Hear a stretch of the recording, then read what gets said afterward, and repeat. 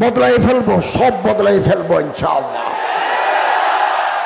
আমরা সিদ্ধান্ত নিয়েছি, আমরা যারা উপদেষ্টা, প্রধান উপদেষ্টা থেকে আমি পর্যন্ত, আমরা রাষ্ট্রকে হিসাব দিচ্ছি আমাদের সম্পত্তি কত আছে।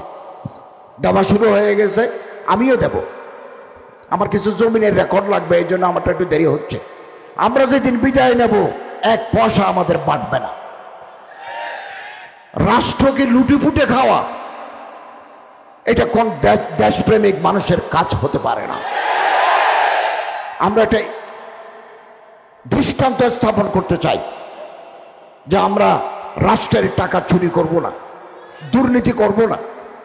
দুর্নীতিবাজ কর্মকর্তা যদি আমাদের মন্ত্রণালয়ে থাকে, আমরা তাদেরকে চিহ্নিত করে তাদেরকে সেট করে দেব।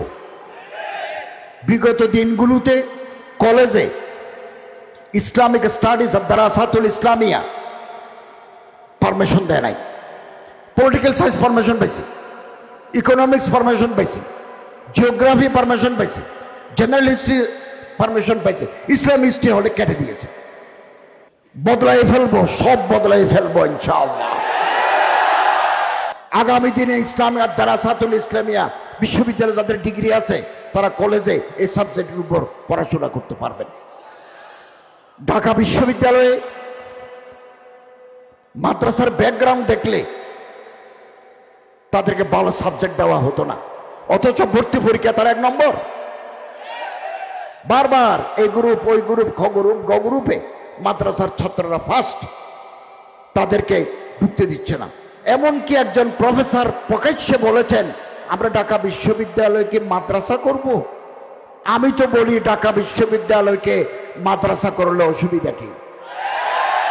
মাদ্রাসার ছাত্ররা যদি মেধা নিয়ে সমস্ত যোগ্যতা ফুলফিল করে ঢাকা, চট্টগ্রাম, রাজশাহী, জাহাঙ্গীরনগরে যদি ফার্স্ট হয়, অসুবিধা কি? তারা তো আমাদের দেশের ছাত্র।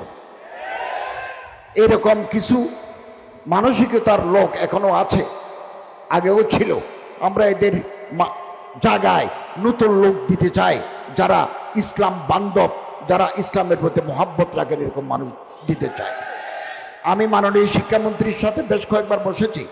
আমাদের যে সিলেবাস ছিল, এই সিলেবাস যথেষ্ট আপত্তি ছিল।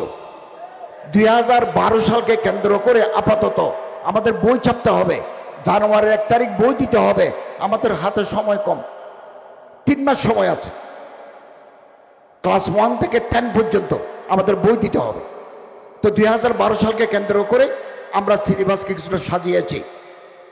ওখানে মাদ্রাসার শিক্ষার ভিতরে যে ঢোল ছিল, ঢোল, তবলা, এগুলো থাকবে না। 2025 সালে থেকে আমরা 26 সালে যে বই দেব, এই বইতে আমরা আরো বেশি আমাদের ইসলাম, যার যার ধর্ম সে পালন করবে, যার হিন্দু শিক্ষা, বৌদ্ধ শিক্ষা, খ্রিস্টানি শিক্ষা, ইসলাম শিক্ষা, আলাদা আলাদা বই আছে, যার যার লাইনে সে বইগুলো করবে। এবং এদেশের ঐতিহ্য, এদেশের মূল্যবোধ, এদেশের সংস্কৃতিকে প্রাধান্য দিতে হবে। কিছুটা আমরা আবার করছি, যা বাকি থাকবে আপনারা পরামর্শ দিবেন, আপনাদের পরামর্শ নিয়ে আমরা চলব। আগামী 2026 সালের যে পাঠ্যক্রম স্কুলে কলেজে দেওয়া হবে, সেটা আমরা আরো আমূল পরিবর্তন করব ইনশাল্লাহ। এদেশের মানুষ স্কুল কলেজে পড়ে যাতে নামাজি হয়, সিরাতে রাসূলের প্রতি যাতে তার মহাব্বত বাড়ে, আগামী দিনে এরকম সিলেবাস তৈরি করার পরিকল্পনা আমাদের আছে। তবে সেটা ধাপে ধাপে যেতে হবে, আপনি একদিনই চাইলে আমরা পারবো না। কালকেও শিক্ষামন্ত্রীর সাথে আমরা বৈঠক করেছি। উনি বললেন, এখন আর নতুন কিছু ঢুকানো যাবে না, আমরা প্রেসে দিতে হবে। তো এটা অন্তর্বর্তীকালীন সরকারের মতো একটা সিলেবাস হবে, অন্তর্বর্তীকালীন সিলেবাস। কিছু ভুল ত্রুটি থাকবে, মিছিল করার দরকার নাই, ফেসবুকে লেখার দরকার নাই, আপনারা আমাদেরকে বলবেন, আমরা এটা গ্রহণ করব। আমাদের কাছে কেউ কোনো অভিযোগ করলে আমরা এগুলো রেকর্ড রাখি, বিবেচনা করি। ফেসবুকে লিখলে আপনি বাহাবা পাবেন, আমাকে আপনি অসম্মানিত করবেন, শেষে গিয়ে কোনো ফায়দা হবে না। আমাকে 20 জনে পছন্দ করে না, 80 জনে পছন্দ করে, তো হোক না। আমরা আল্লাহকে রাজি করার জন্য কাজ করছি। কেবল এটা আমার জীবনে একটা মারহালা। আমি এতদিন একটা মাদ্রাসায় হাদিসের খেদমত করেছি, একটা মসজিদে খুতবা দিয়েছি, ইন্টারন্যাশনাল ইসলামিক ইউনিভার্সিটিতে আর দারাসাতুল ইসলামিয়ার পাঠদান করেছি, এর আগে কলেজে করেছি 24 বছর। এটাও আমার জীবনের মারহালা। আমি দেখি না, আমি রাত দিন পরিশ্রম করি, আমার শরীরের ওজন কমে গেছে, ঠিকমতো ঘুমাতে পারি না, সারাদিন অফিসে কাজ করি, বাসায় এসে আবার ভিজিটরদের সাক্ষাৎ। আমি মনে করি এটা মারহালা, এটা দায়িত্ব আমি পালন করছি। আমি মাদ্রাসার ছাত্রদেরকে বলবো আপনারা তৈরি হন, ইলমে দ্বীন উলুমুল ইলাহি গ্রহণ করবেন, করছেন, উলুমুল আসরিয়াও করেন। তকি উসমানীর মতো, জিদাত মালিকুমের মতো বিচারপতি হতে হবে আপনাদের। টোটাল সেট আপ যদি আমরা বদলাতে চাই, তাহলে আমরা আমাদের আদর্শের উপর আমাদের বড় হতে হবে। আলহামদুলিল্লাহ অনেক লোক তৈরি হয়ে গেছে, আগামী দিনেও তৈরি হবে। আল্লামা ইকবাল রহমতুল্লাহ আলাইহি বলেন, शीशा टूट जाती है पत्थर की चोट से।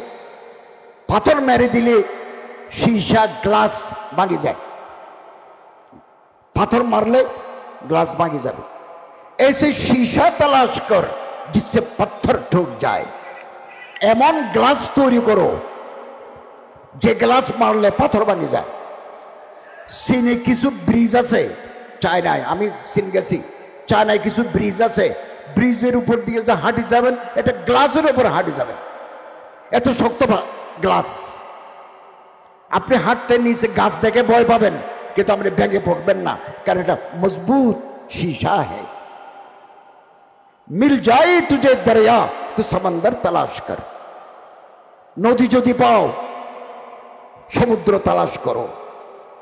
একটা কম যদি তৈরি করতে পারি, এটা যদি করতে পারি, হাম ফিকির হাম দিল হাম জবান, এরকম একটা জনগোষ্ঠী যদি তৈরি করতে পারি, তো রাহবার তালাশ কর। অতএব আমাদের দৃষ্টিভঙ্গি হবে ওয়াসাআত, নিগাহ বুলন্দ, দৃষ্টি বড়, দৃষ্টি বড়। আমি এতদিন কলেজে ছিলাম, পটিয়া মাদ্রাসার উস্তাদ ছিলাম, দারুল মারিফের উস্তাদ ছিলাম, এটা আলিয়া মাদ্রাসার প্রভাষক ছিলাম। আমার দৃষ্টিভঙ্গি ছিল ছোট, মাদ্রাসার দায়েরা। মসজিদে এসেছি, দায়েরা। ইউনিভার্সিটিতে পড়িয়েছি, দায়েরা, ছোট দায়েরা। এখন বাংলাদেশের সরকার যারা চালায়, 20-25 জন যারা উপদেষ্টা, আমাদের সচিবরা আছেন, বিভিন্ন স্তরের কর্মকর্তারা আছেন, আমাদের পরিধি পুরা বাংলাদেশ, টেকনাফ থেকে পঞ্চগড় আমাদের দায়েরা। দায়েরা, এই দায়েরা উঁচি হয়ে গেছে, তো দৃষ্টিভঙ্গি আপনার বড় করতে হবে। নেগা বলেন সুখান দিল নওয়াজ, কথা বলতে হবে যাতে দিলে আসর করে, দিল খুশি হয়, এরকম জবান লাগবে, সুখান দিল নওয়াজ। এবং যা ফুরসুস, দিলের ভিতরে উম্মতের জন্য দরদ থাকবে। বাংলাদেশে একটা বিপদ আসলো, আমি কোনো কথা বললাম না, আমি কোনো স্টেটমেন্ট দিলাম না, আমি কোনো প্রতিবাদ করলাম না, তাহলে আমার দিলের ভিতরে সাজও নেই, সুজও নেই, এটা হতে পারে না। ইমাম আহমদ বিন হাম্বল এত বড় ফকিহ, কত বড় ফকিহ, কত বড় মুত্তাকি, পাশাপাশি তৎকালীন অন্যায় জুলুমের বিরুদ্ধে তিনি জেল কেটেছেন।